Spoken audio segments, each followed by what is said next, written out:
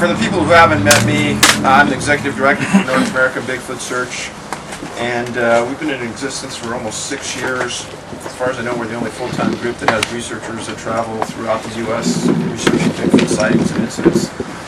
So pretty much open game. If anyone's interested in asking questions along the way when I talk, please go ahead and ask. One of the things I'll talk about first is I'll kind of walk you through how we got started here.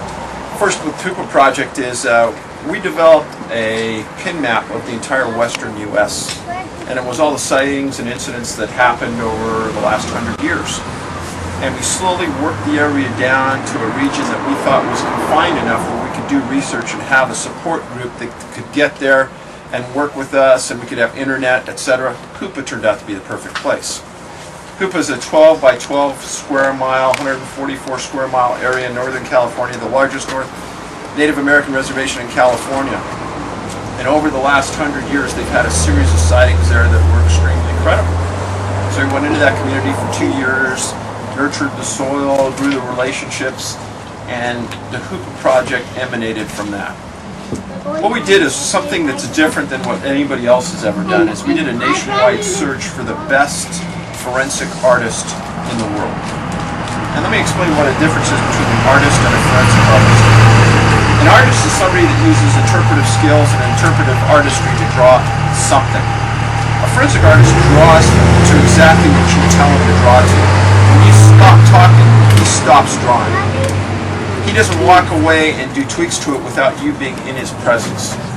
And Harvey Pratt from the Oklahoma Bureau of Investigation, who's the assistant director, he came out and he met with a series of people in EEpisode. Harvey's job with OBI is to sit down with victim and witnesses and draw the sketches of the people that do the crimes.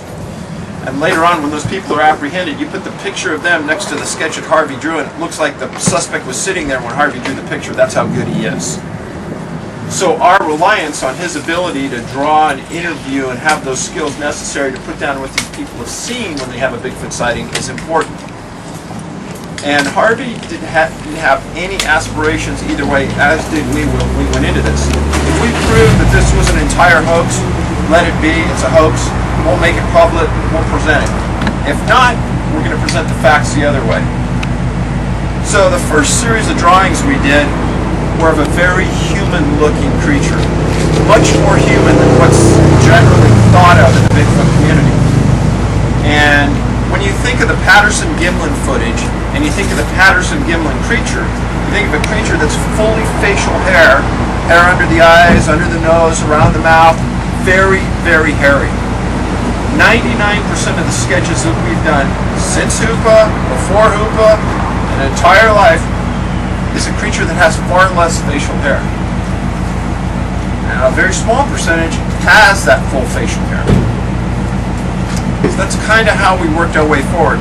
And if you think that if you were a member of the public and you wanted to get acceptance by a group of researchers, you'd draw something that was generally accepted as known. You would draw something towards that Patterson-Gimlin creature. That's not what these people did.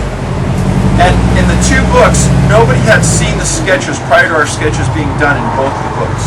So they were fresh, they weren't talked to, they weren't commingled, nobody had the ability to see one another's. So we kind of worked our way through EEpisode, did the sketches, talked to witnesses, and there was a group of pessimists in the Bigfoot arena that said, hey, you know what, that's what they look like in EEpisode, but you know, that's not really what they look like elsewhere.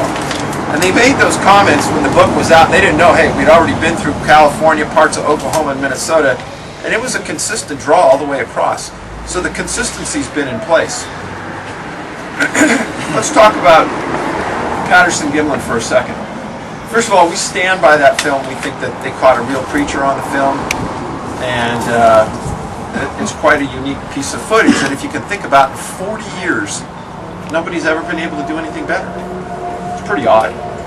Really odd, I think, considering how many people had the ability in the force to go out and take footage of a creature, and how many people have that ability now.